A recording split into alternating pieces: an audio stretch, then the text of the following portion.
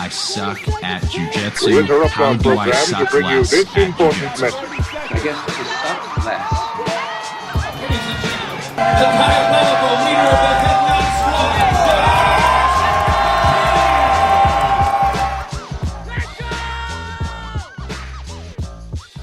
Hey everybody, this is Josh McKinney, and I just want to welcome you to the newest episode of the I Suck at Jiu-Jitsu Show. So we're doing an episode, it's been requested a few times because I suggested that you guys request it, but this has just been an episode that I've been working on for a while, and I was ready to do it, ready to put it out. So today we're just going to talk about maximizing timing in your jiu-jitsu, and we're going to look at this idea of that you are constantly in this battle of timing in your jiu-jitsu, and most of us don't realize that.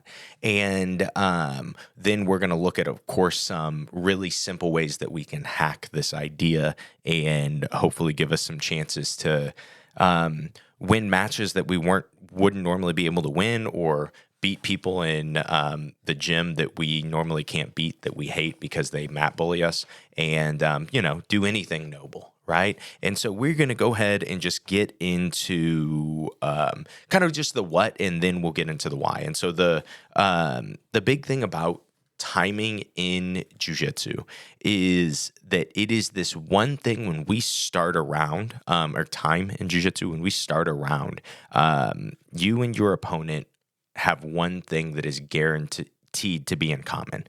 Most likely you'll be wearing the same uniform or something like that. You'll be in a gi and he'll be in a gi, or you'll do no gi and he'll do gi, or he'll do no gi. No, that wouldn't make sense. But guys get what I mean. But the one big constant that we are both going to have to deal with is that we are doing a 5-minute round. And a simple way to prove this is you can keep the exact same training partner, and you can do a 3-minute round with that training partner, or you can do a 20-minute round with that training partner, and you'll be able to go, oh, wow, there is a significant difference between these two. And I changed absolutely nothing else, just how long the round goes. And with some training partners, some people are so physically, they use so much physicality, and they are so hard to deal with in a 3-minute round. Then you do a 20-minute round, and maybe you don't use a lot of physicality, and you use a lot of good technique.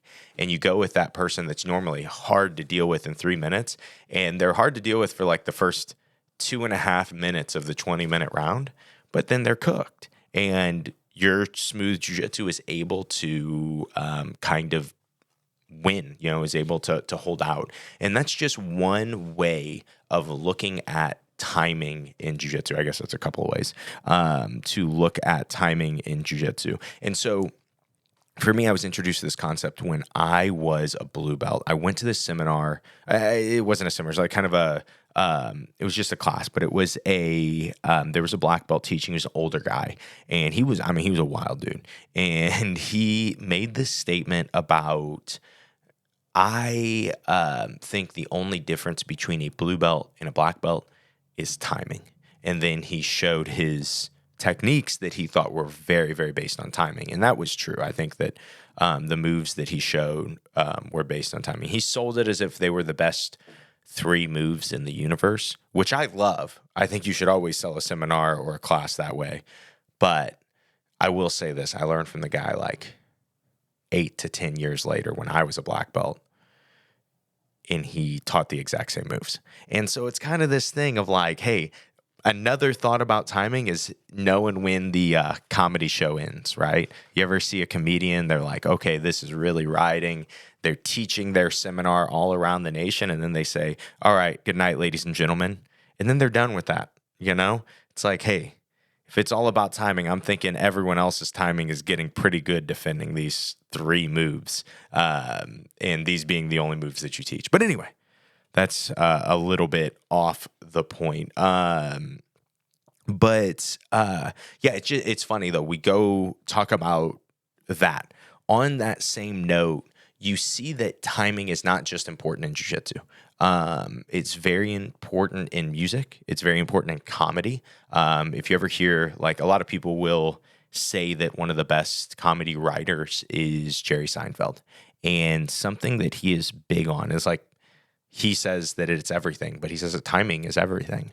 Uh, I was listening to this thing the other day, watching this YouTube video, and it was like he was talking through his process of writing jokes. And so he just had kind of this long joke that he had written. He's going through it line by line, and then he's talking about each line. And I wish I remembered exactly what he said, but there was this sentence. He said it was pretty funny, and it was in his story. And he goes, okay, so I chose that sentence because, and then he counted the number of words, and he said, okay, you got 7 words here. And he said, and then this word, this word, this word, this word, 4 of those words are funny. And he says, every time you go to do comedy, he said, every thought in that sentence, you go, okay, there's 7 words that I could make funny, and I can make 4 of them funny. I am maximizing the laughs. I'm maximizing how funny I can be, right? And I think the jiu-jitsu equivalent of that is we're going to look today at how to maximize how efficient we can be and how effective we can be using our timing. We're going to learn to take the 7 words and say, okay, well, 7 of these words are just words, or I can make 4 of them funny. 7 of these movements that I'm making are pretty useless. Can I make 4 of them very useful to me winning this round? And we're going to really be able to break this down into the smallest bit that it can be, like what timing can be, and just really, really small terms. But then we're going to also really more focus on the concept of timing and how we can really, ideally, how you guys can apply this idea to more things than I explained on this episode. Hey, real quick, guys, this is Josh McKinney, and I swear to fix jiu-jitsu. I swear to dismantle every toxic part of jiu-jitsu. The cult leaders, arrested. The mat bullies, publicly armbarred. Injury fakers, wrist lock deniers, and unsolicited advice givers, banished to a gym where no one even knows who John Danaher is. And in order to accomplish all this, all we need is for the I Suck at Jiu-Jitsu show to explode. And all that takes is a 5-star review, a comment from you. Yes, that is it. That is the spark that burns all of it to the ground, everything that we hate about jiu-jitsu. So go ahead, leave the review, join the resistance, and remember, nobody is safe from the purge. Not even the guy who says, oh, after every round. Especially not the guy who says, oh, after every round. And so let's just start with good timing versus bad timing. And so with good timing, I think there's a lot of other ways we can explain this, but I think in jiu-jitsu, the easiest explanation that most of us have experienced is, let's say you have a certain move, and let's say it's a guard pass, it's a sweep, it's just a certain move. You do a little bit of movement for it, but it's an important move for you. It's something you're good at, and you do hit. Maybe you don't hit it on everybody, but you do hit it more consistently than anything else. For me, I'm going to say scissor sweep. I hit scissor sweeps a lot, but I will say this. There are times that I hit scissor sweeps, and I feel myself pulling on the person's collar, pulling on their sleeve as hard as I can, trying to kick with my bottom leg to knock their knee out or to get their, to sweep them on the scissor sweep. And I just feel like it's taking a ton of effort. I'm rocking back and forth, creating all these angles, and then pulling again. And then maybe I knock the person over and I'm able to climb up on top. And that to me is an example of I guess I did get the sweep. So it's pretty decent timing, right? I did have success. It just took a lot of physicality. And the thing of effectiveness, it was, 100% effective, but it was not 100% efficient for sure. There are times that I hit my scissor sweep and it's so effortless, I have no grips, or maybe just one grip on a sleeve, or, a grip on the wrist. And so don't even have a real scissor sweep grip, just a grip, right? And I'm able to make it work. And that to me is less about like, oh man, I just got better when I hit that move, and more about that I was able to hit the move at the right time. And so that is kind of like, in a nutshell, that is like what good timing is. I would say bad timing. Sorry, I have to read it in my notes. My notes got really small here because I forgot to add this earlier. Okay. So bad timing would be when I have the right grips for my scissor sweep, or you have the right grips for all of the position, the sweeps that you guys are thinking of, or the moves you're thinking of. Like, this is my best move. And you get those grips and then you go for it. And let's say you go for it with a really, really good black belt, or just somebody who's significantly better than you. And you're like, oh, I finally have my collar sleeve, time to hit my scissor sweep. And then you go for it. And not only does it not work, but then you get your guard passed. That to me is bad timing, okay? Because you did something that was both, and let's say you used a lot of energy. So now you've done something that was both inefficient and ineffective. And then not only that, it opened you up enough. It was risky enough that now you are in a worse position, right? And then you think in the terms of timing, you're in a worse position 30 seconds less on the clock than when it was just 0-0. And, you're down on points. And think about that in terms of timing too. Now the clock is against you. We're going to look later about how to make the clock feel like it's against your opponent. But for right now, bad timing means that the clock is against you, right? And so there are definitely a lot of ways that we can look at bad timing.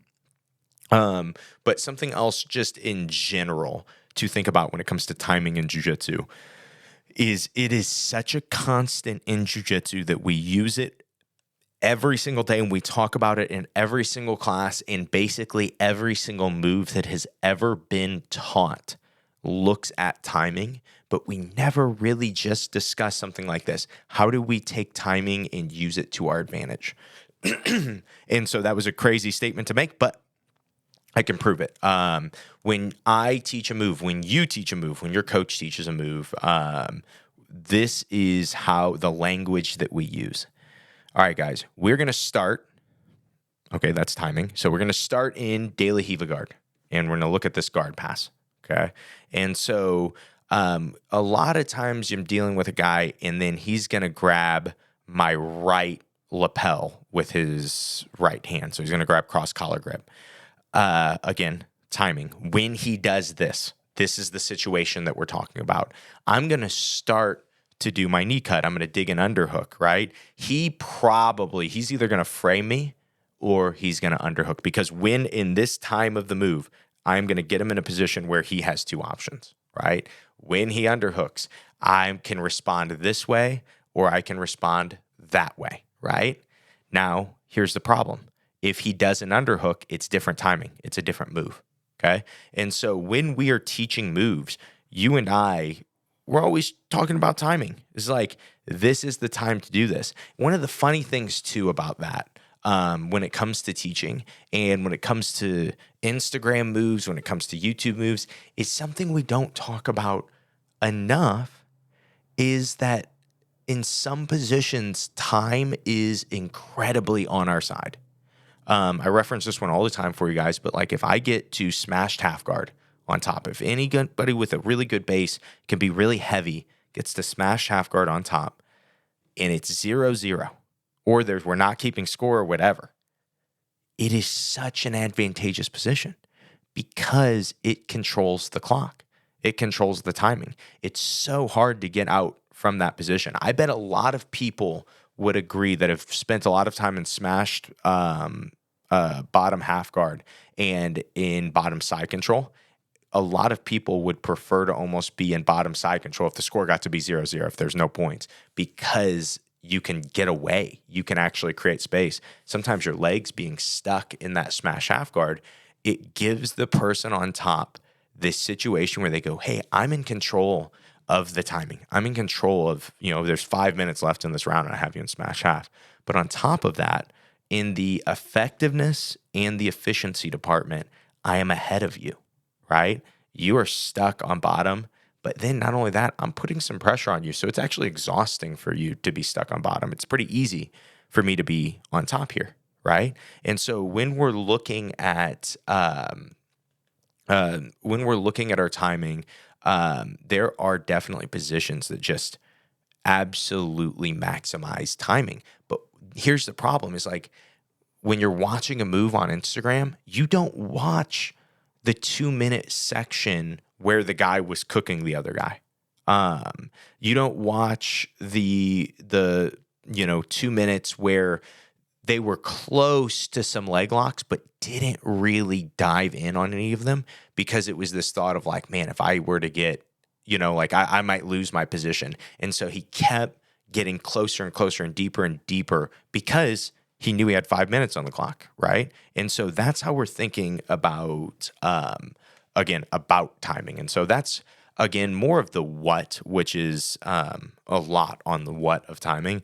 But I think it's just hard for people to really have even a grasp of like, well, what is timing in jiu-jitsu? I just noticed that so much with people. It's hard for them to comprehend that idea, and how important it is to understand the clock on the wall and how to use that against your opponent, how to use that against your training partners, how to use that to recover in rounds. But that's what we're going to get into now. We're going to look at how to maximize your timing. And the first framework we're going to look at is during a round or during a match. These can be thought of almost the exact same way. During a round, we're going to use different training methods to try to get better at jiu-jitsu. During a match, we're just going to try to win, right? But the first section that we will break this down to is Datsusara makes gear for grapplers, but not just any gear. This is the stuff that you actually want to wear. I started with their bags. I've owned so many bags in my life, but currently my Datsusara fanny pack and backpack have replaced my entire bag arsenal. And recently, I tried one of their gis, and I don't know if it's the hemp or the weave, but honestly, it is the most comfortable gi I have ever rolled in. I really mean that. It feels like you're doing jiu-jitsu naked, but it doesn't get you kicked out of the gym. All of this gear that I've talked about is built from hemp. That means that it is stronger, it's eco-friendly, and somehow it doesn't stink like all the other gear that you do jiu-jitsu in. You can grab anything from their site at dsgear.com and get 10% off with promo code ISUCK. Whether you're packing for war or you're lounging between rounds, Datsusara has something for you. Go check them out. We will break this down to is what you would call long time, okay? The start of a match is what starts long time.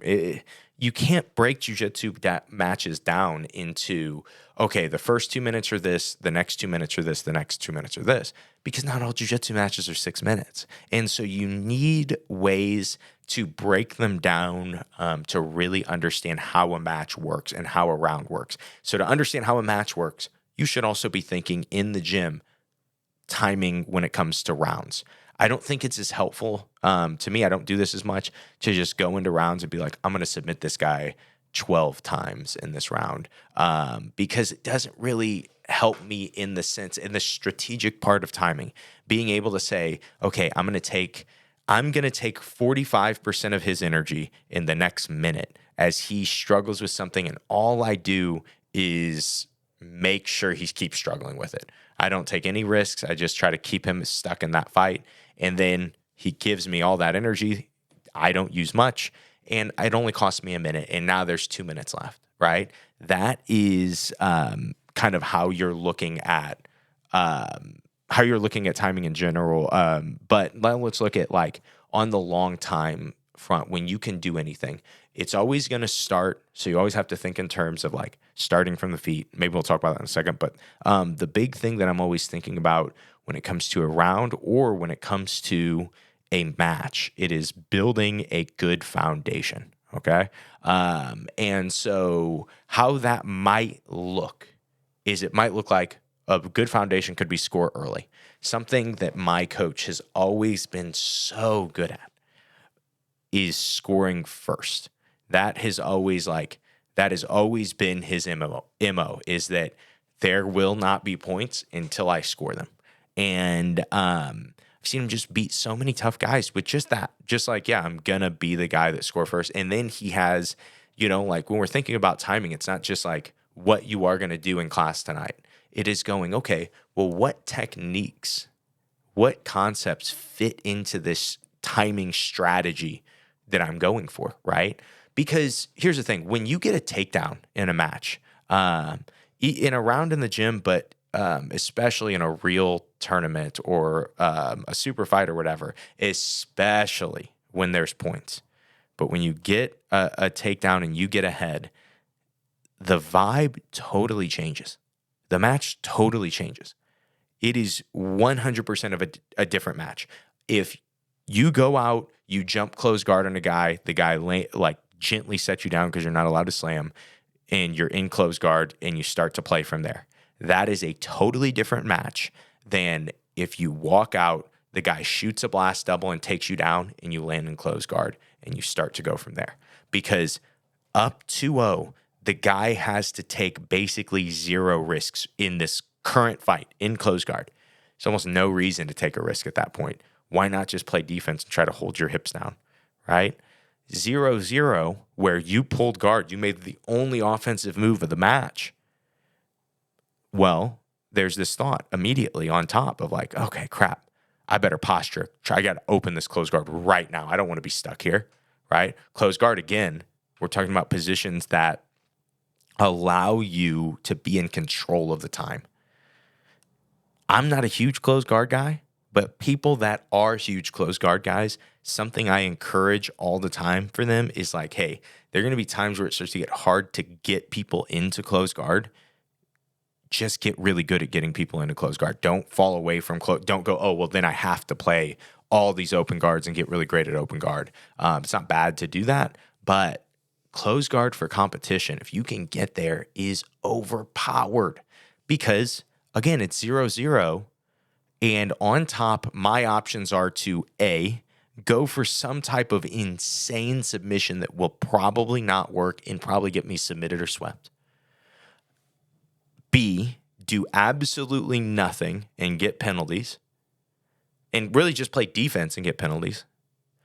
Or number 4, dang, I think I might have messed those up. But my last option is to open the guard. That's really my only offensive option that makes any sense, is to open the guard. Your options that you're very close to are armbar, omoplata, triangle, cross collar choke, without even having to open your legs at all. There's people that hit loop chokes from close guard. There is hip bump. There's arm wrench. There's just a million things that you can get hit with. Why wouldn't you, if it was possible, if we said, hey, we're going to play a game together and we're going to play Call of Duty, we're going to play 1v1. Me and you have been arguing in the chat, and it's like, it's time, it's showdown time. 1v1 me, bro. And so we start 1v1ing each other. I don't know if kids even talk like that anymore in Call of Duty, but that used to be the thing. When I used to play Call of Duty, it was like, 1v1 me, bro. And you'd always hear people arguing that in the chat. Always the best thing in the world to do. You go to 1v1 this kid, and in the game, you get the option that says, hey, we can play like this. I can start, and you can start. We can start with the exact same tools. Or, same gun, same knife, same everything. Or we could play this other game where I have a shield, and then you have 6 different weapons. And then the only way that I can do anything is if I take one of those weapons from you. That's the only way I can do any offense. Like, okay, why wouldn't I just start in that position? Like, that's what close guard is you just starting in that overpowered of a position. You have to learn how to hold it. You have to learn how to break posture. You have to learn how to attack. But when it comes to just positional value in the timing aspect on bottom, besides 50-50 guard. And 50-50 guard, like completely on bottom, isn't the most ideal situation either. But yeah, besides 50-50 guard, there's nothing that helps with the efficiency and the makes your opponent so ineffective, because their only option is like, hey, I get to open the close guard. Now, let's look at, we talked about scoring early and how that can put so much pressure on somebody, and how, of course, positions can put so much pressure on somebody in the long game when it comes to the time of a match, right? If you're doing a 10-minute match, this is probably going to be, long game is probably the first 5 minutes, probably first 4 minutes of the match, is like where there have been times when I'm doing 10s, competing at like doing adult black belt, where I've gotten behind in matches. I'm trying to think of the worst one. I think I was behind 6-0 once in like the first 3 minutes, but I could feel that the dude was like going Super Saiyan 3. And I'm like, bro, I've seen Dragon Ball Z. You can't hold Super Saiyan 3 for that long. And then he gassed, and then I was able to win like 12-6. And so that was just like, again, that was an understanding timing thing. But in the long game, you can generally do things that like can change the shape of a match. You can start really, really early and go, oh, I made I'm up 6-0. But again, we would then need to move on to how to play the mid game, right? But once the face of the match changes, I think that's, again, when the mid game really starts. And we'll talk about mid game in a second. But let's finish our long game thoughts. Quit trying to get ahead of me, you guys. But also, we're trying to do small things that could make a big impact. And this could be so many things. I remember my coach, when he was doing a lot of Bravo chokes, something he was really big on was that you should be pulling people's lapels out on the feet to start your match. Like, that's how you should be going with them, so then you don't have to pull that lapel out later. And again, that is just like little things that help you in this. Being really good at the grip fight on the feet and just wearing somebody out, even if it stays 0-0, that can make a huge impact when it comes to the rest of the match. Or you can almost be discouraging in the long game. Sometimes you can, like in the beginning of a match, you're going for what you're supposed to. You're in the right mindset, but the guy is just quick, just gets right into his position, and then gets to his best sweeping position, gets deep on it, gets the sleeve that he likes, he gets everything. If you stop that the first time, later in the match, it's so much harder for that guy to hit it. Mentally, it's so hard unless you have a coach on the outside yelling and saying, hey, this is what you did wrong on that, and this is how you fix it. Next time, grab the other sleeve or something like that. It's hard to self-correct in the middle of a match like that, right? And so, but you can break somebody mentally, almost by accident sometimes, but you can break somebody mentally by just beating their best stuff early. So you can think in terms of, well, I could play just a little more defensive in these beginning exchanges when they're going for their best stuff.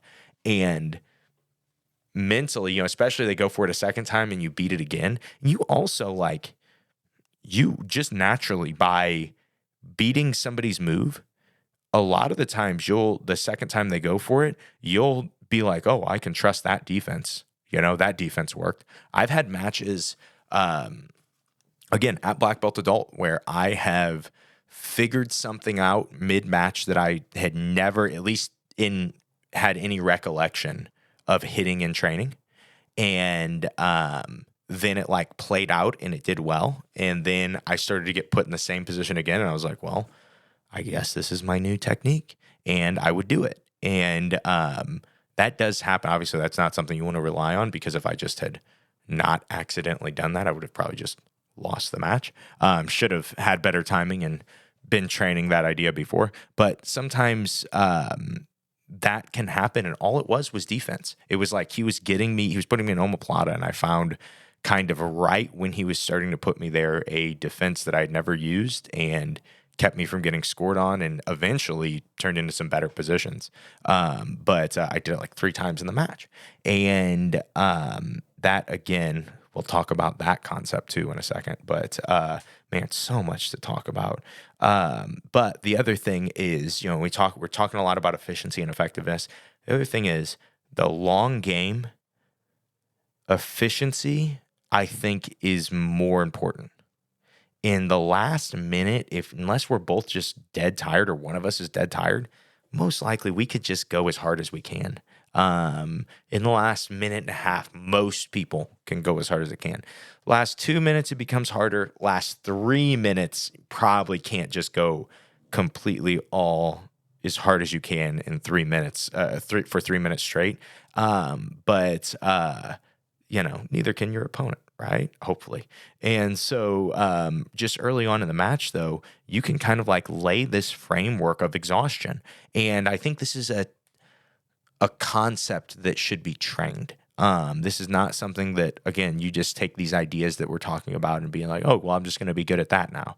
I think if this makes sense to you, if this is interesting, and I think this is one of the more interesting things we'll talk about today, is how easily in the beginning of the round, if you can just keep everything even, like keep it 0-0 and stay standing, or keep it 0-0 and you end up in your guard where you want to be anyway, but waste 2 minutes doing something that is easy for you but seems hard for your opponent. You don't have an intention of scoring. You're not trying to hit your next move, but you're learning this strategy of not wasting time, but utilizing time, not just in a sense of I should always be scoring points. Because you watch the good guys compete, they go for like 3 moves a match, but they hit them all 3 times that they go for them, right? That is, again, that's like the perfect timing. The other time in that, they're usually winning the efficiency battle. They're usually wearing out their opponent and going, well, I don't need to risk it yet. I don't need to risk it yet. And then when it's time to risk it, they go. This idea they're talking a lot about in Nogi and have been a lot lately of camping. This, again, that's all that is you're wasting your opponent's energy without wasting yours. Usually gravity is the easiest way to do that. There are ways you can do that in guard. A lot of them have to do with you hanging on to people and using gravity against them too. But just by keeping people behind in fights, so if you can win simple hand fights, win simple arm drags and stuff when you're in your guard, you're going to create angles that are more exhausting for your opponent, even if you're not scoring. Even if like they're able to get back and just land in your guard, well, hey, it's the same position, but you and I did an exchange, and it wasn't an exchange of risk and I scored points. It was an exchange of timing. It was an exchange where I got to say, okay, well, you just seem a little tired right now, buddy. And you weren't tired a second ago, and I don't feel tired. And I'm always tired, brother. And so yeah, there is this thought of just kind of energy conservation, especially in the beginning of a match. Now we'll talk about mid-game. I think at mid-game, this is when we should probably be getting most of our stuff done. Most of our best jiu-jitsu in a grand scheme of like we're trying to win a jiu-jitsu match. We're trying to win more jiu-jitsu matches. This is how I think you should think of them. I don't think it's smart to just go out and go, well, we'll just see what happens. And then you end up wasting all kinds of energy the first minute of the match going for stuff that was close, but you didn't realize like, yeah, this guy eats arm bars.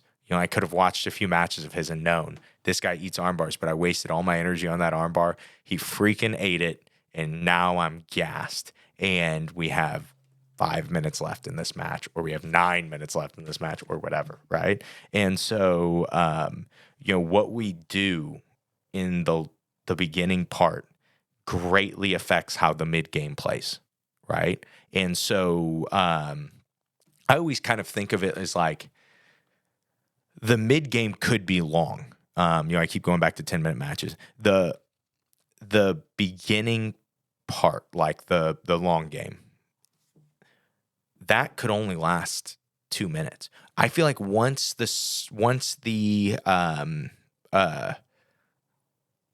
kind of things change, once the points change, the first guy scores.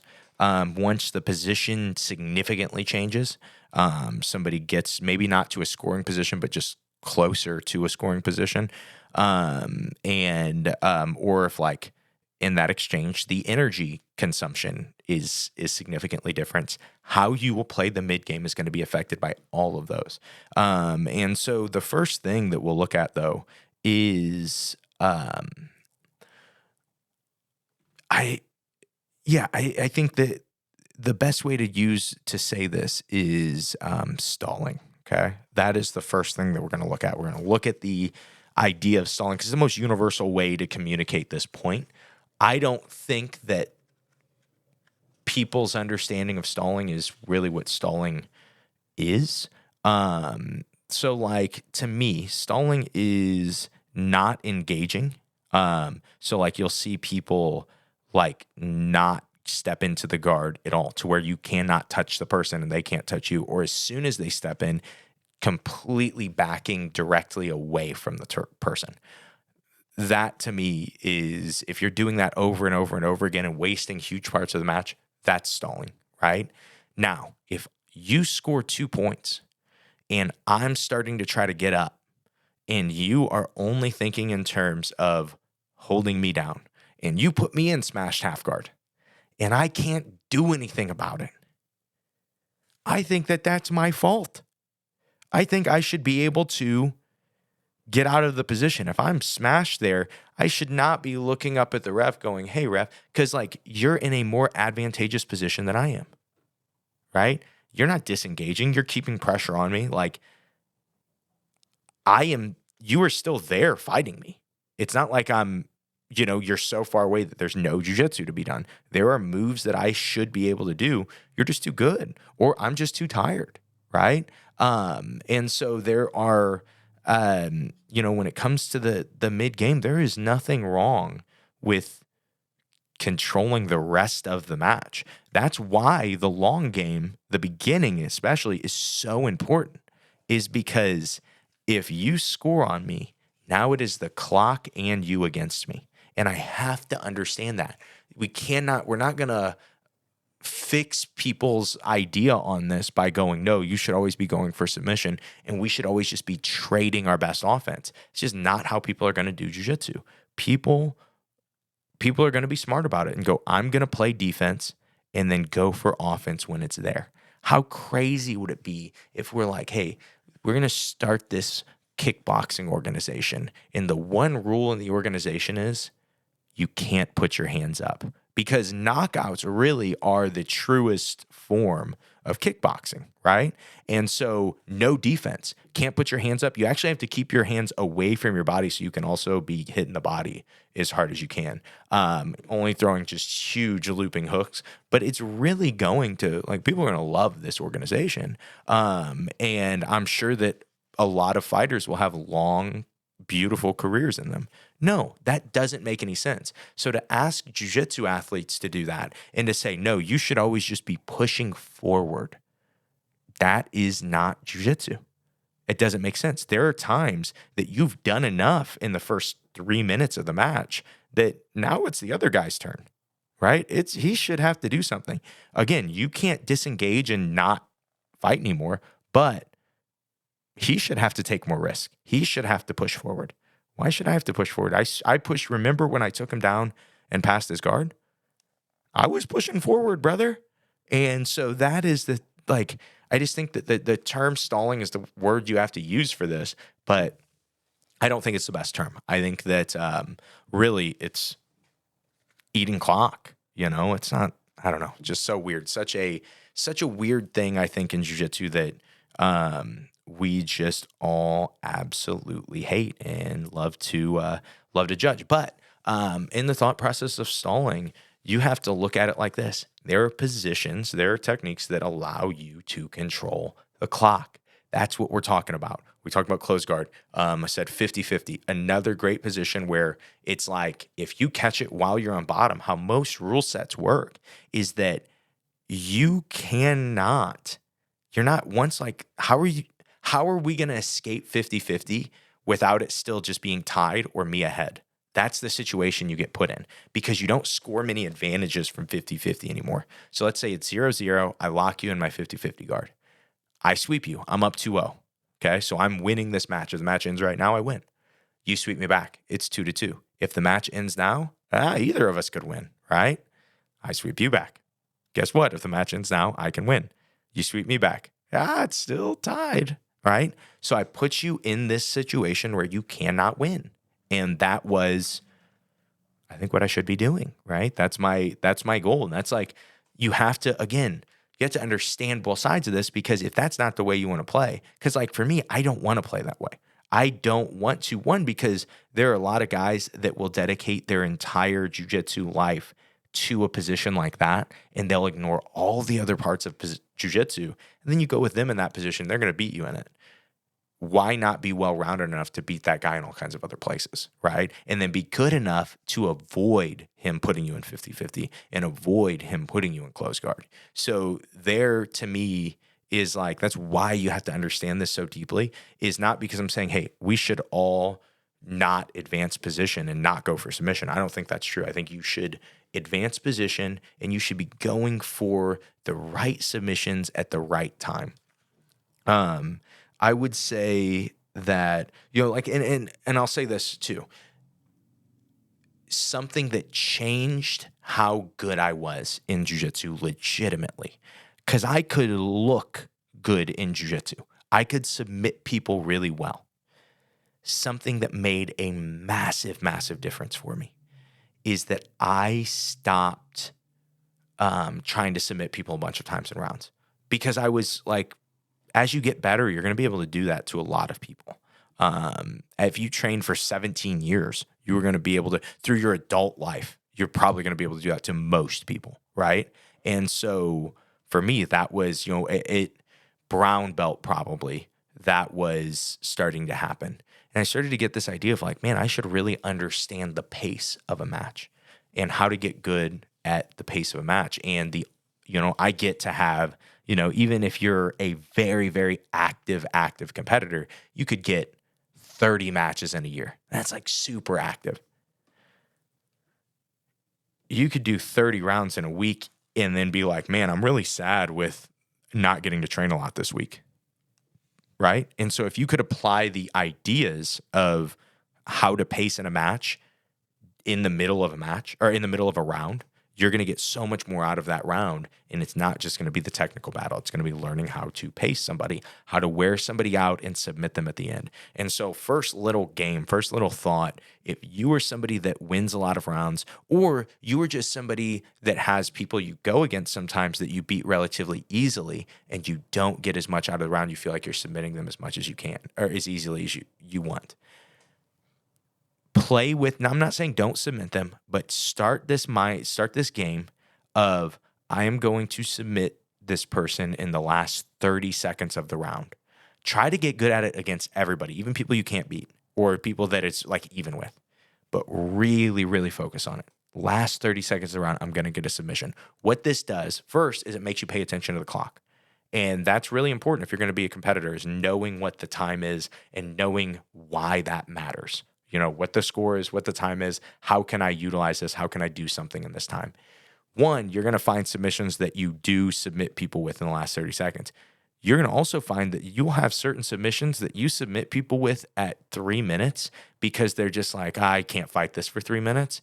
But in the last 30 seconds, they fight it, and you maybe don't have the control you thought you did. So it will tighten up your submissions, but this is the biggest thing it will do, is it will help you learn to pace in rounds. It'll help you go, oh, I am in quarter guard, where they have just my ankle, or quarter mount, whatever the position's called, where they just have my ankle trapped in half guard and everything else is in mount for me.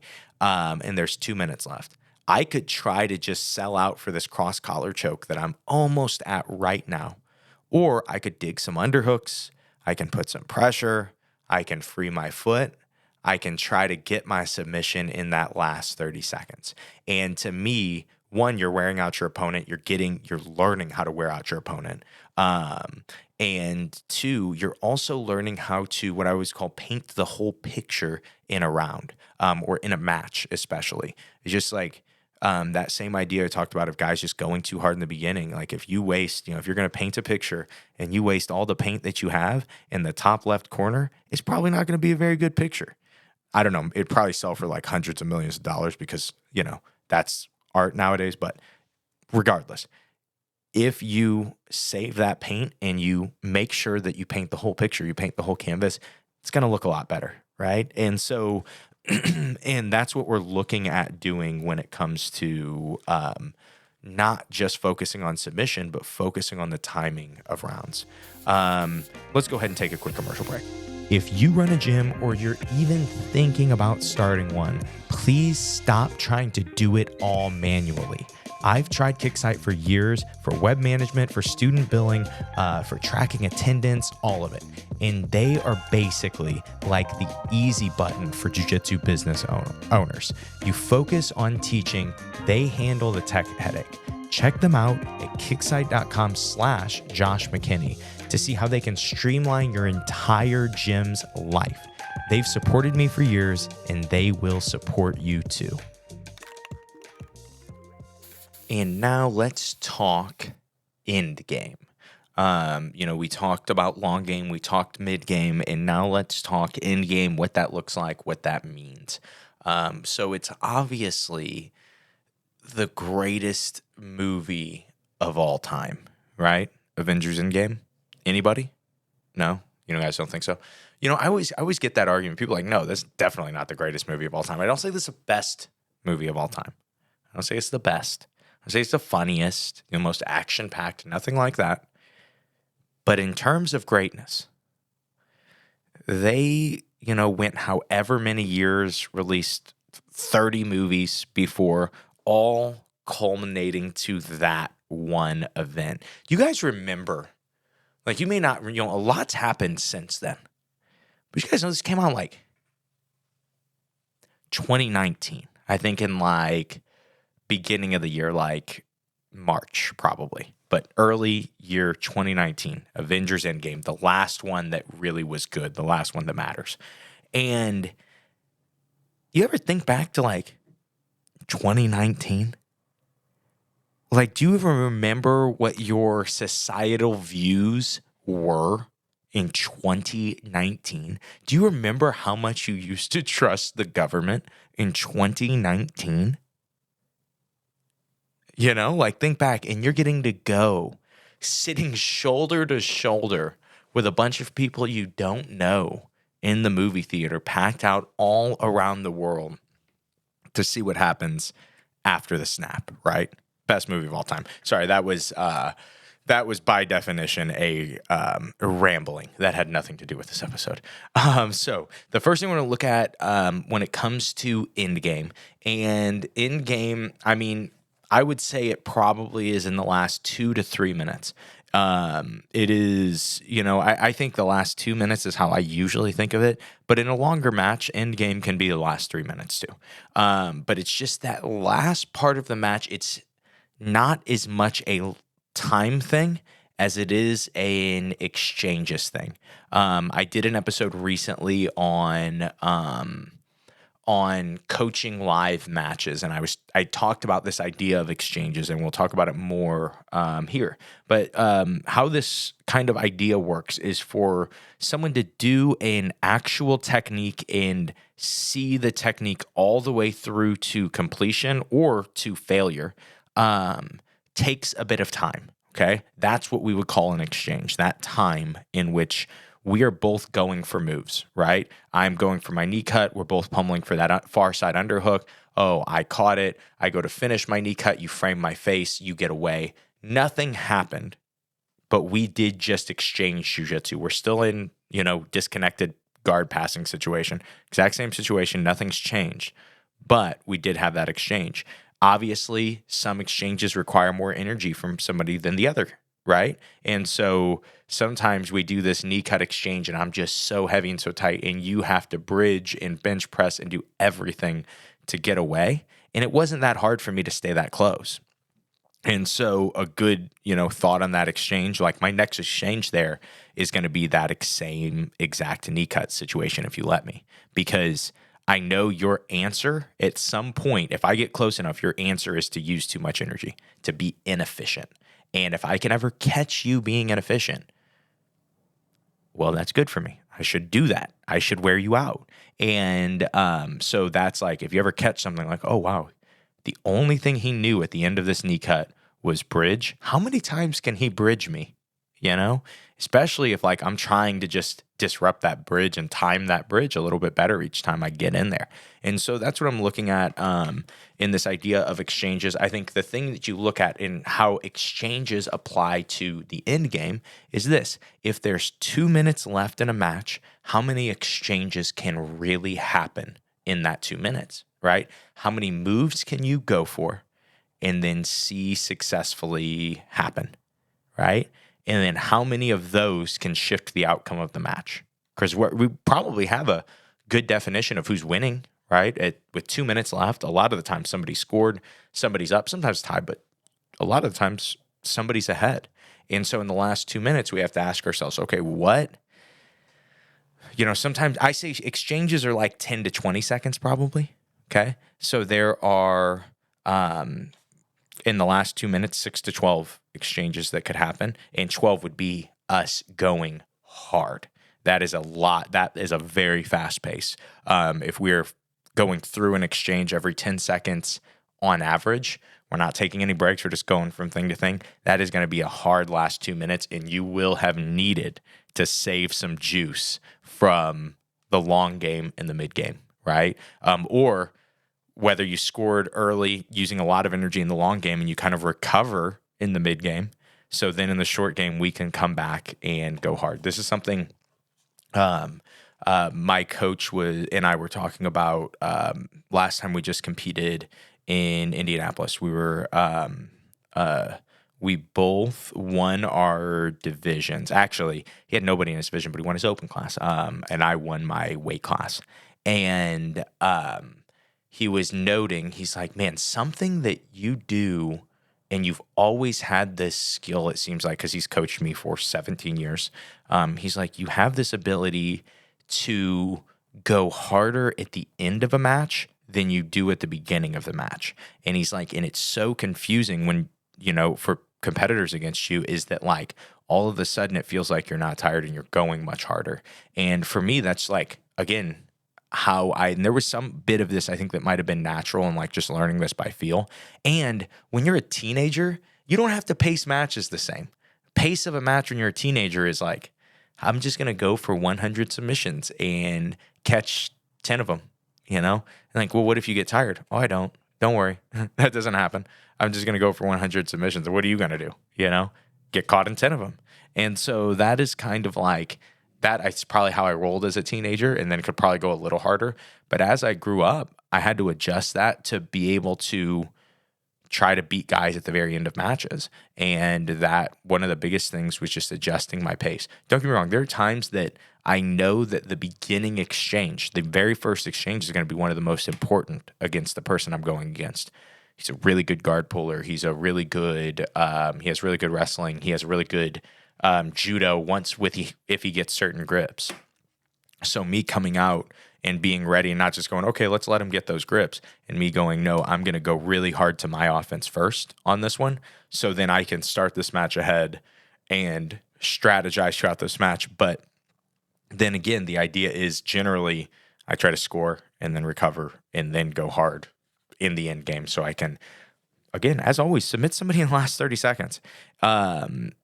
As crazy as that sounds, is like, but why wouldn't you just want to submit everybody at 1 minute? I would love to submit everybody really quickly. That would be awesome.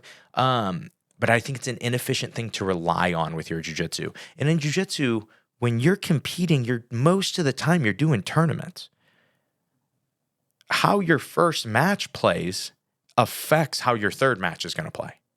If you gas out in your first match, it's going to be so hard for you to recover for rounds 2, 3, and 4. Right.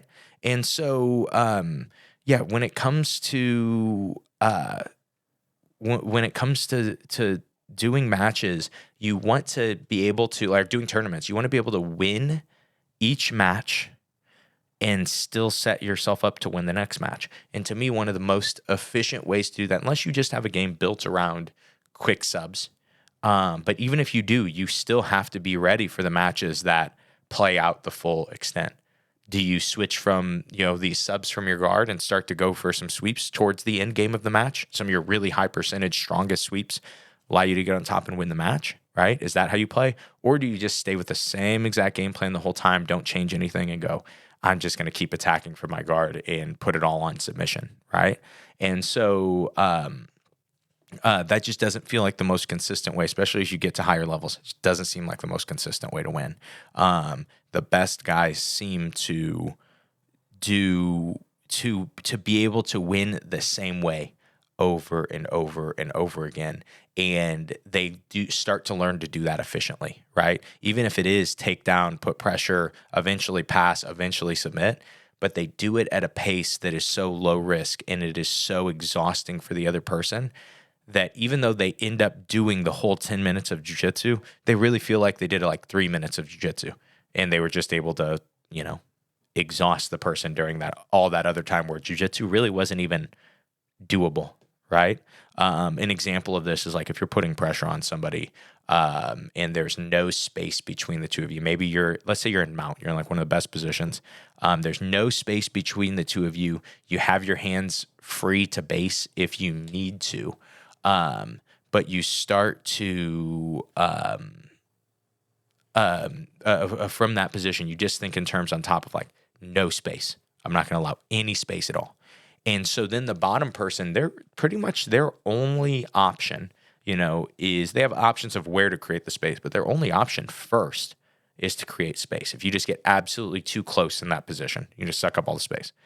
The first option has to be to create space, whether it's behind them with a bridge or whether that's in between you guys with some bridges, some frames, some bridges, some frames, and trying to get space between you. But they need space to do jiu-jitsu. And how exhausting is it to say, well, I'm going to suck up all the space and then let you just keep trying to create the space. Keep trying to create space. And then every time you do, maybe I counter you. Maybe I use that space against you. Right. Now let's change pace. We looked at long game, mid game, end game. Just the last closing thought on end game is that when we're looking at our however many exchanges are in a match, being able to do the end game math is so important.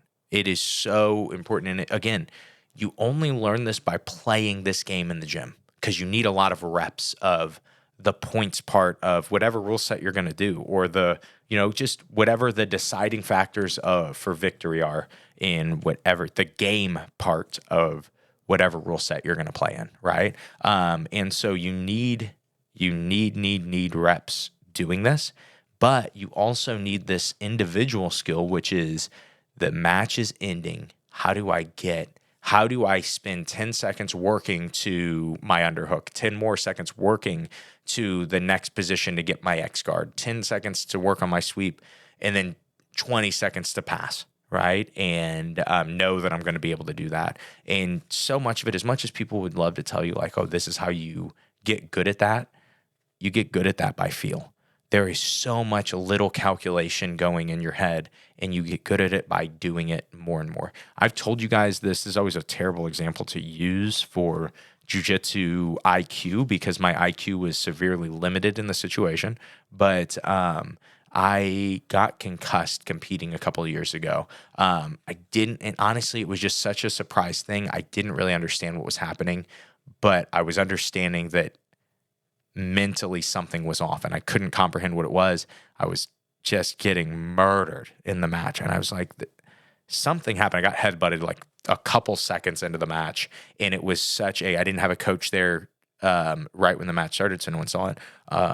And so they stop it. They fix up my lip. And in that time, I'm in like the shadow realm. And the dude fixing my lip that was bleeding he was like, oh, your lip's busted, I'll help you.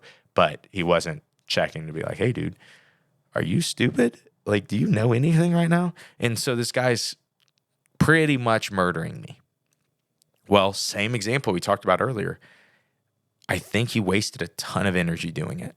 And there was like one true exchange. It started from like my guard. It ended up turning into smash half guard. Then it ended up turning into a pass to mount. And then I think it ended up turning into the back. It was like one just long exchange, and I got points for every single one of them. And it was like I had been getting beaten down for about 4 minutes of the match. And now I'm ahead. And I'm like ahead and in a good position. Keeping my good position. All of a sudden, out of nowhere, I just make, again, I am like, I shouldn't have finished competing, but I just didn't realize what was happening, right? And so I'm just very out of it in the situation, but I get turned into a bad position. And I just like have just flashes of memory from this match. Not as much I remember the whole match, and then I've obviously re-seen the match. But I remember looking up and like doing calculation of the score, and there were 3.5 minutes left. I was like, I want to say I was in bottom turtle. It's funny. I remember just looking up and doing a calculation. I don't remember what the score was. I don't remember what the positions were, but I just remember in my head going, oh, wow, I'm up quite a bit now. All I have to do is not, there was like one scenario he needed, I don't know, maybe needed 8 points. I'm like, he needs to literally take my back, get both hooks, and then me put my back to the mat and let him mount me and to get 8 points. And I'm like, this dude's not gonna, I'm in turtle right now. And then just not get submitted. And so I went and started playing very defensive jiu-jitsu. A lot of people call the turtle game playing like running man. And you're not supposed to do that in competition, people say, especially in points competition. But when you're ahead, sometimes it works. Sometimes it's a good, it is a good thing to do. But again, I was able to play that end game, doing that end game math of, okay, well, I'm ahead. I'm tired. I can't think straight. I don't know what's happening, but I do know that the back is only worth 4 points, and so I can afford giving up the back as long as I don't get submitted. And I ended up not having to give up the back, but it was easy to play the position. He ended up taking so much risk, he fell off, and I got a sweep. I think they gave me sweep points for it. Yeah, it's just, again, being able to go in game math is so helpful, because I've had so many times that I or my students have been in the middle of a match, the last 2 minutes happening, things are getting out of control, and you're just like, I'm in this fight, I have to just keep going really hard, and you don't realize you're like up on points, and you end up taking a risk that you shouldn't, and then you get scored on, while that guy was going all out, taking all risk because he knew he was down, and just like not knowing in that end game. So that's, I think, the biggest thing with end game is understand exchanges, do end game math, look at the end game and say, this is the one I got to address this, bro. This is I've got to end up in mount to have enough points or get a submission before then, right? And so how you usually look at that is start trying to get to mount, and then as they defend, that's when you look for the submissions, right? And so you can kind of keep that attack back and forth, I would say. Let me guess, you're not just training hard, you are trying to train smart too, right? That's why you listen to podcasts like the I Suck at Jiu-Jitsu Show. Well, what if I told you you could get access to a premium course from Rob Bernacki completely free? It's called Jiu-Jitsu for Imbeciles. And yeah, it sounds a little mean, but it's actually brilliant. Rob breaks down complex mental models to help anyone from white belt to black belt make better decisions on the mat. Just go to bjjmentalmodels.com/I-suck and grab it for free. Seriously, no catch, just free high quality instruction that will make you smarter than your training partners. But then the other thing to look at, so we were talking about maximizing time. The other part of maximizing time is maximizing it in a specific technique.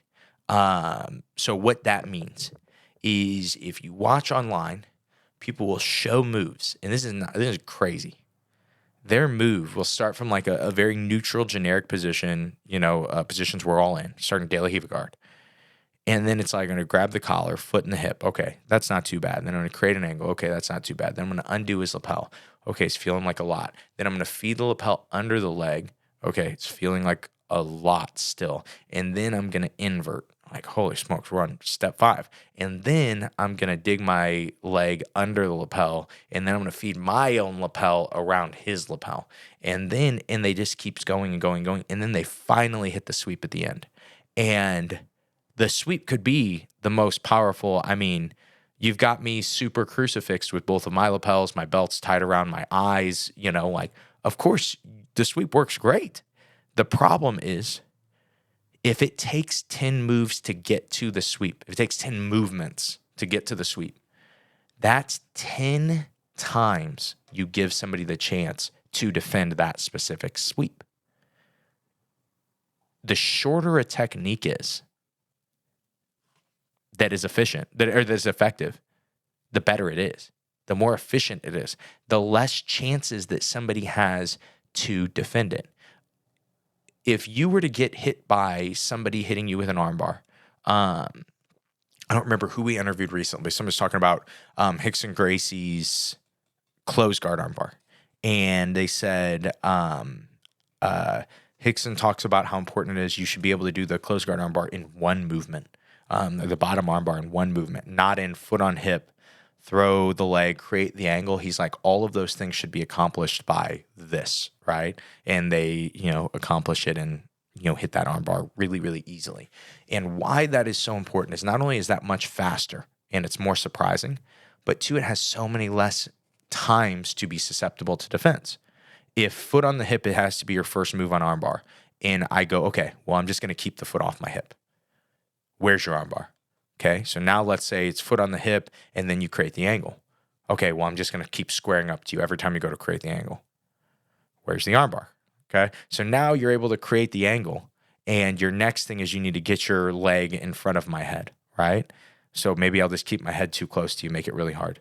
Or maybe I'll keep my head really far away from you, and so when you go to move that foot in front of my head, I can almost pull my arm free, right? Each additional movement that we add to our technique, right? Because I always think of it as like, I'm not saying 10 techniques to get to one technique. I'm saying like the technique is the sweep, okay? But there's a lot of setup. There's a lot of hand fighting, a lot of leg pummeling, leg fighting, leg position, and a lot of angles that will go into whatever technique that we're doing, right? And when we look at all of those things combined, and we say, okay, well, right hand collar, okay, that's a movement, right? That's part of the hand fighting. Then right foot on hip, right? That's part of the leg movement, the foot pummeling. And then move my hips this way. Well, that's one of the angles, right? And so, but if each time I have to do each one of those things separately, and I'm not saying it's not good to break down moves simply like and break them down in steps.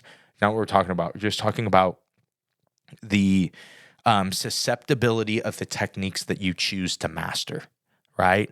If you have a 10-step move and it's your best move and you need to do all 10 steps to actually get there to do the move, the problem happens when somebody gets good at people get good at defending like step 5, because then you have to spend all this time either deciding, do I branch off to something new or do I figure out a way to force step 6, right? And then people get good at defending step 6, and it's like, man, I'm not, the more susceptible, your move is, the more susceptible your technique is, the more movements that it has. And then also remember that like efficiency is so important, but without any effectiveness, it is irrelevant, right? And this is like how teenagers roll typically, is they go for 100 moves and there's only 100 available exchanges in the entire round. And so they initiated all of the offense. And it's like, well, shoot, how can I win that unless I'm countering, unless I'm winning in between their offense, right? Which is much harder to do. But you got to remember, if somebody goes for 100 moves on you and they fail, and you go for one technique on them and it works, you win that round, right? And so one technique seen through from start to finish that accomplishes the task that you were hoping it would accomplish is more valuable than 100 failed attempts, right? And so like you can win rounds by volume, by just failing and attempting stuff over and over and over again, right? You can win rounds like that, but it's not the way that you want to have to win every round, because eventually some people's cardio is just going to be better than you, or their cardio is better than you and they're better at being efficient in those fights. And then you waste too much energy and then you lose, right? You can't go for move 101. Now let's look, and we'll kind of finish this episode out with some thoughts on time hacks and how to maximize your time, but like specific strategies to maximize your time to that you can use in rounds, that you can use in jiu-jitsu in general. But I would say most of these things, and this is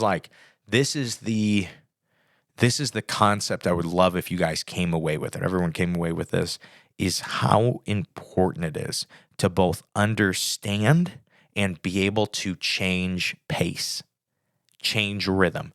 How often, okay, so we talked about exchanges. Rhythm is built into those exchanges.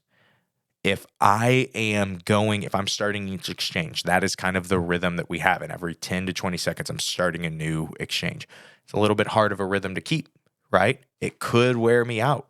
And so being able to change pace and say, well, I'm going to try to slow things down and go for one offensive move every 30 seconds instead, and not every 10 to 20. That's changing the pace, right? It's a little easier for me to keep that pace. And if I'm already ahead, now I can go to that pace. Well, I'm at that pace. Maybe at this point, I'm about to lose. Maybe we'll get to the end of the tournament or the end of the last, end of the day, I got to go. And I have however many minutes left. I need to start to get to the pace where it's going for a technique every 10 seconds, right? I increase that pace to where I'm just keep constantly going and going and going and going and trying to, again, like kind of have success by volume. And so most hacks that there are to winning and understanding the timing around is just understanding exchanges and understanding who is getting tired and not getting tired in the exchange, right? And of course, this is just like anything else. At first, you have to be very, very thoughtful to start to wear people out more. You almost have to stop focusing on what techniques you're doing and go, I'm just going to do jiu-jitsu today, but just try to accomplish this task of wearing people out while not being tired, okay? That's where you start. And the more you do it, though, just like anything else, ideally, you start to get so good at it that you don't have to think about it. And you're just like, man, I'm able to just finish these passes on anybody. I'm able to keep this pace on anybody. And I'm able to naturally start to slow down, knowing when it's time to slow down, and then be able to motivate myself again. Because this is what's hard about changing pace. It's just hard to do. It's hard. Like, okay, here's my proof. Have you ever had a round that starts out slap bump, guy you go with a lot, like starts, okay, we're going really, really hard. Holy smokes, we're really pushing it. We're wrestling, we're fighting. How often in the middle of that round, be honest with yourself, do you pause yourself and go, oh, I'm using too much energy. I should take 3 deep breaths. I should chill out. I should, like, while the exchanges are happening, you never do that.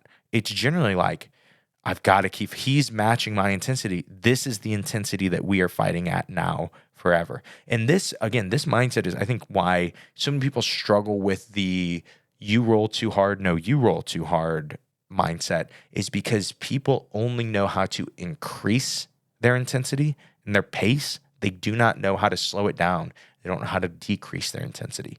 They can start at 0. Most people can understand how to start at 0 and even maintain 0 for a while. But once it gets to 20, they can't go down to 0. Once it gets to 50, they can't really get down to 20. Once it gets to Pohada, it's Pohada. And it just is that way. And so many of us struggle with that. So why not hack that? Why not say, well, what if I just got good at changing pace in the round? Going a little harder, going a little lighter, but staying constant. Right? Staying annoying and getting people, what would that do?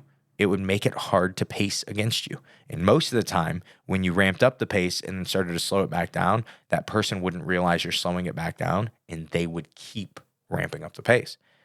Then ideally, they would get tired, and then you would crush their soul and ruin their life.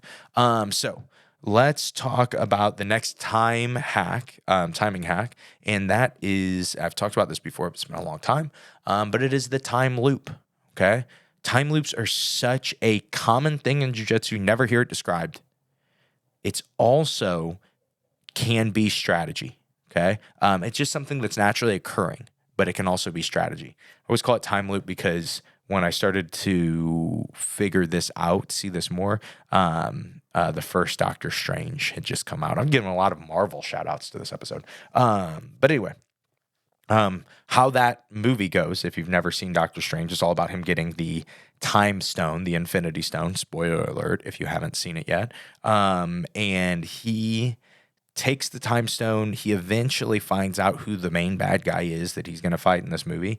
And it's this guy named Dormammu. And he eats, I think, planets. Does he eat entire universes? He might eat entire universes. But he's definitely going to do some damage. Definitely a bad guy. And Doctor Strange squares off with this guy, and he kind of gets put in this other dimension with him. And dude just kills Doctor Strange very quickly. And then Doctor Strange comes above over the horizon, comes right back, and he's there, and he says the same entry line, like, hey, I'm here to negotiate. Kills him again. He comes back over the horizon. Hey, I'm here to negotiate. And he keeps doing it over and over.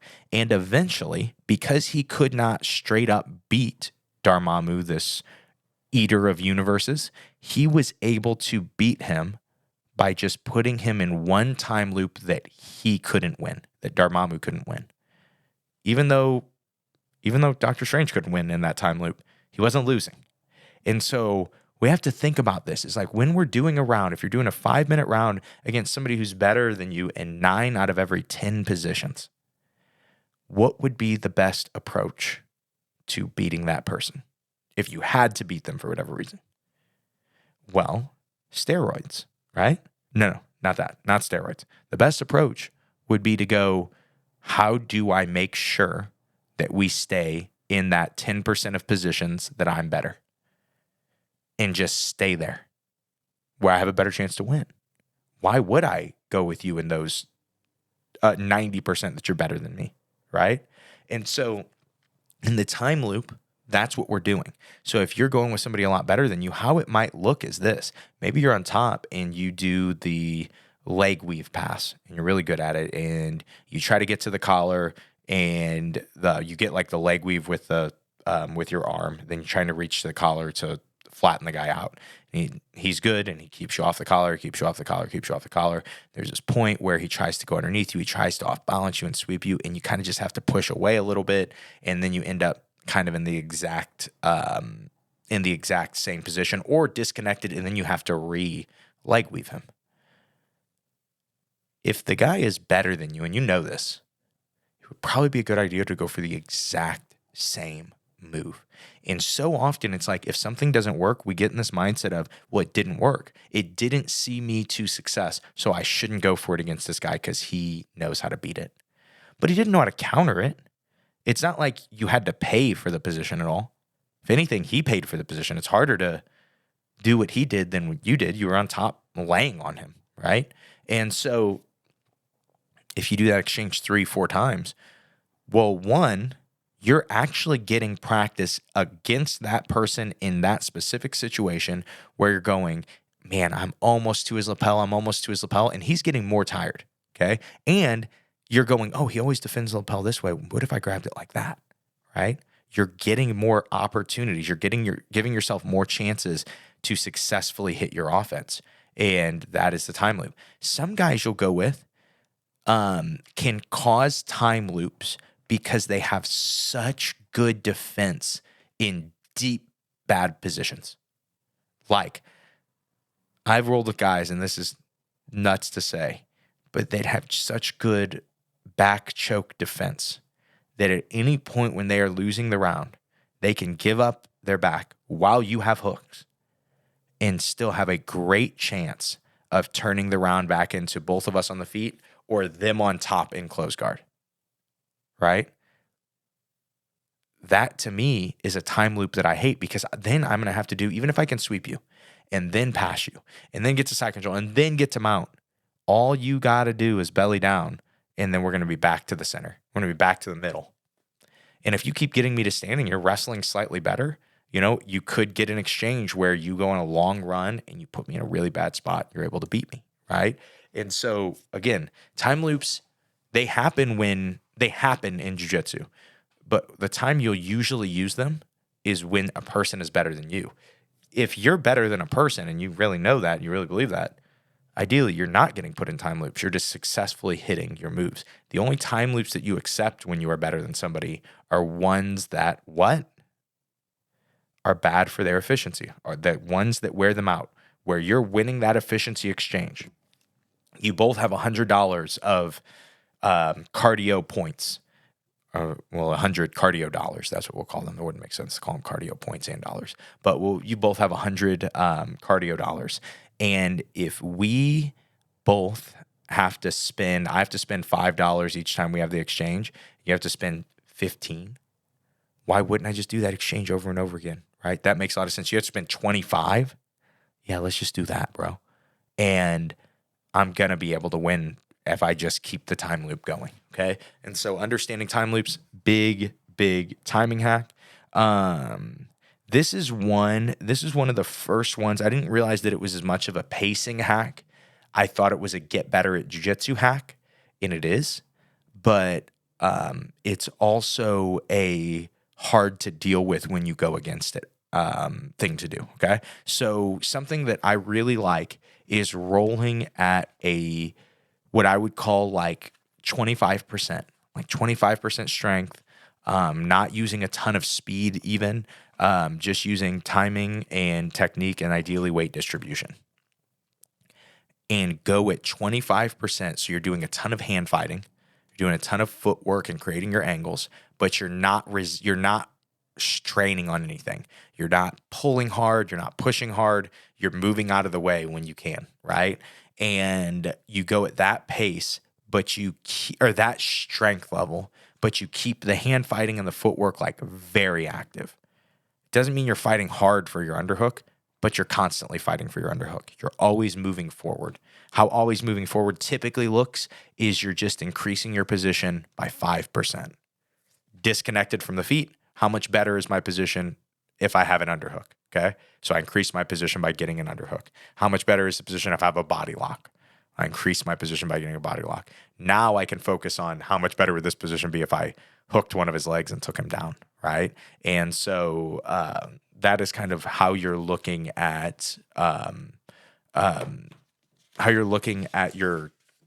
Sorry, I lost my train of thought, or I lost my notes. How you're looking at your 25% rolls, or going at that 25% pace, or just low pace, a pace lower than you can get a guy to go. That's why I'm saying be so active with the hand fighting, be so active with the angles, is because a lot of other people won't recognize the difference. They won't recognize that you're not using a lot of strength, and they will match it with strength and intensity. And if you can just keep things 0-0 in that exchange, they're going to get tired. And so that is, again, simple timing hack that makes a big difference. And like I said, weight distribution can be a huge part of that, but it also can be its own separate thing. And so next timing hack is to maximize your time on top. Okay. I have a really hot take. I hit it late in this episode, but I don't think I've ever said this on the podcast. And this is a super hot take for jiu-jitsu. Jiu-jitsu people will be offended by this, but I have good backup that agrees with me on this. So when I say maximize time on top, what does that mean, right? One, obviously don't get swept. That is a simple one. And I think we can't always prevent if we get swept, right? Sometimes people are just good. Here is a specific way that people refuse to maximize their time on top, and it costs so many jiu-jitsu matches. I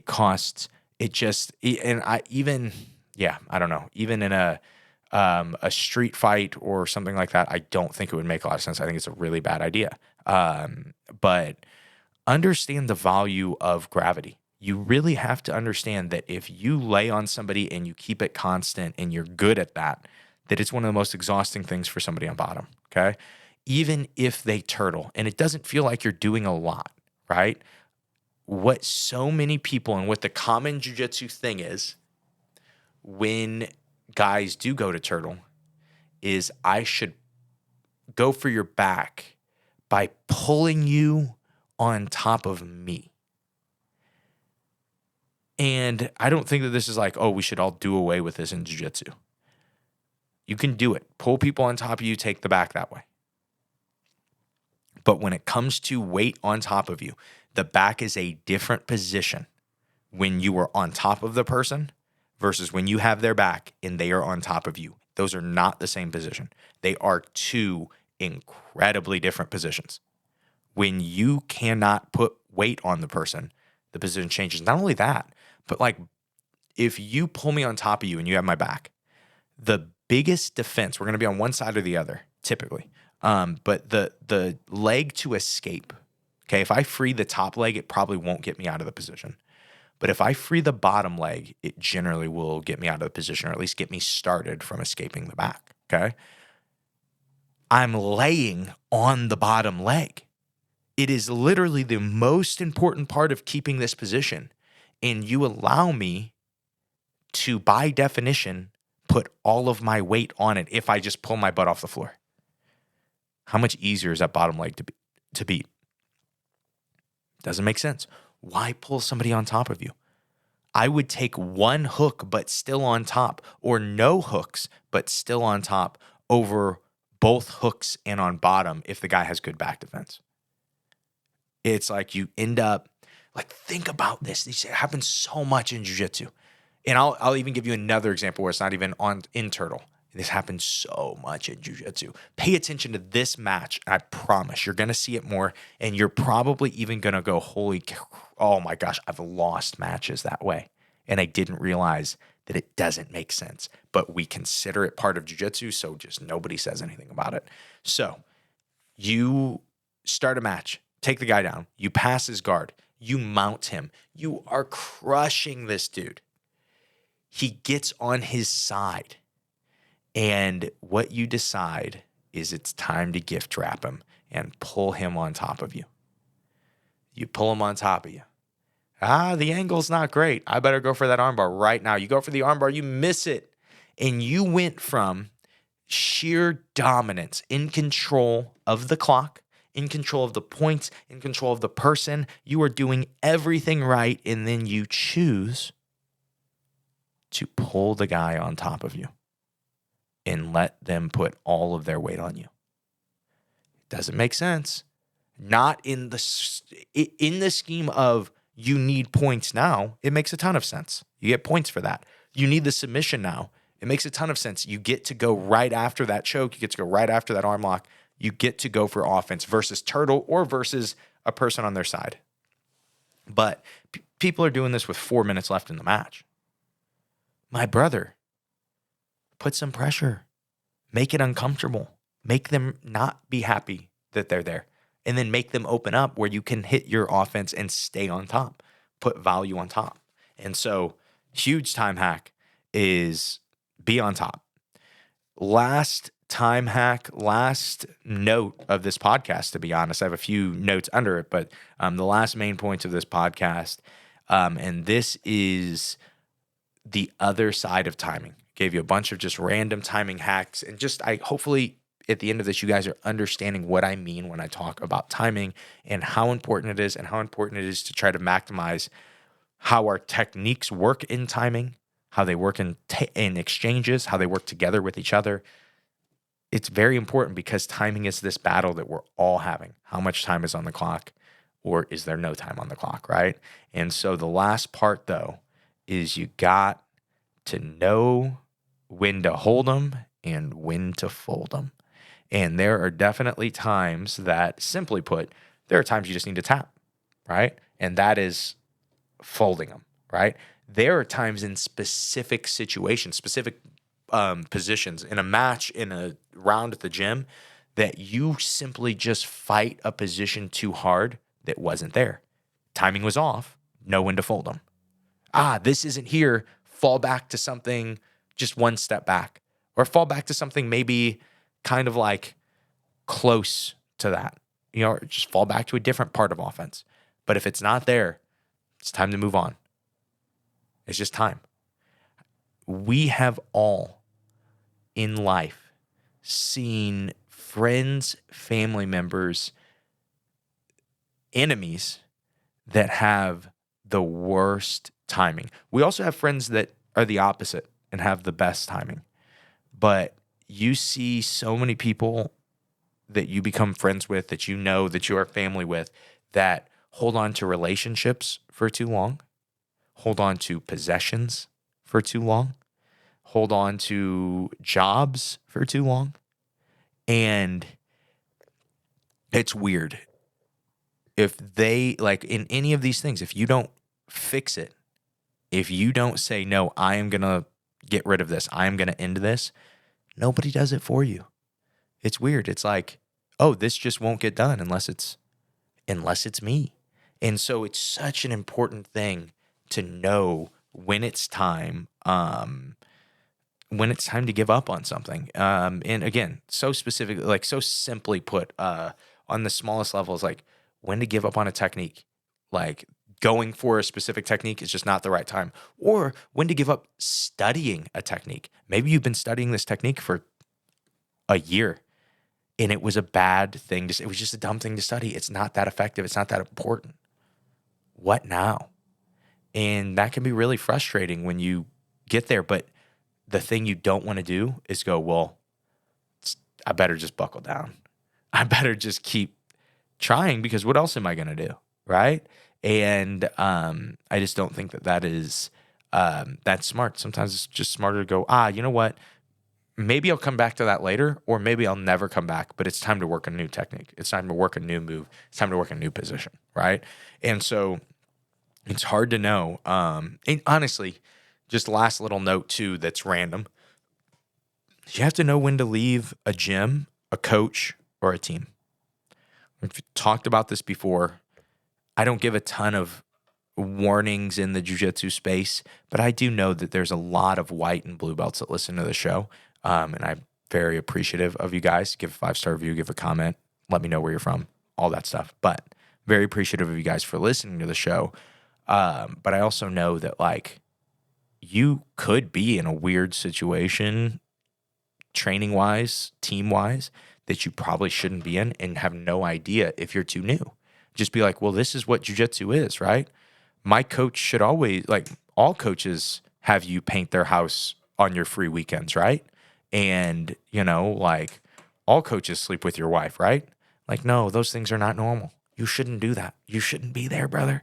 And so, you have to know when to leave a gym. And I wish I could just have this list and say, this is when you leave a gym, when somebody does this, when somebody does this. But one, it's for the person, because this is what you got to understand about timing, is it could have been a good fit for you for the first 5 years. But then the timing changes. That was 5 years ago, bro. It could have been awesome then. And then there was a shift. And that's okay. You just go. You go to the next place. And that is like knowing that feel and knowing that vibe. And it's like something my sister-in-law was telling us. Her and my brother were telling a funny wedding story. And she said, yeah, my rule with weddings is they're vibes. Like you go and you either like, oh, the vibe's off at this wedding. Let's go home. Let's just go and let's go grab fast food, head out. It's like, oh, the vibe is on. We got to close this wedding down. We got to stay here until the last person. We got to be here. It's the wedding's vibes, right? But again, this is done by feel. And gyms are the same way. I always do quote, there was a Steve Kwan Reddit post, BJJ Mental Models, where he said, somebody, I think said, when should you, or how should you know when it's time to leave a gym that's toxic? And Steve said, when you have to ask. You know, when you start to go, should I leave this gym? If it's because of bad things, right? It was immoral stuff. Like, hey, dude, it's time to leave. Sometimes not because of good training. Maybe you could tweak the training. Maybe you could help out. And maybe, you know, like you're complaining about the training because you're the best guy and all those other people are getting good training. Maybe you should help them get to the next level so you could get good training with them, right? And so, but there are also times where it's time to head out, dude. And lastly, this is what we talked about on the podcast. I was saying I listened to that at the beginning of the show. I was saying I listened to the Jerry Seinfeld interview that was really good. And his big thing was kind of like comedic timing to end and just knowing when it's time to end. And so that being said, this is the end of the episode, and I hope that you guys enjoyed this episode, and I hope that this episode helps you guys suck just a little bit less at jiu-jitsu. Have a great day, guys.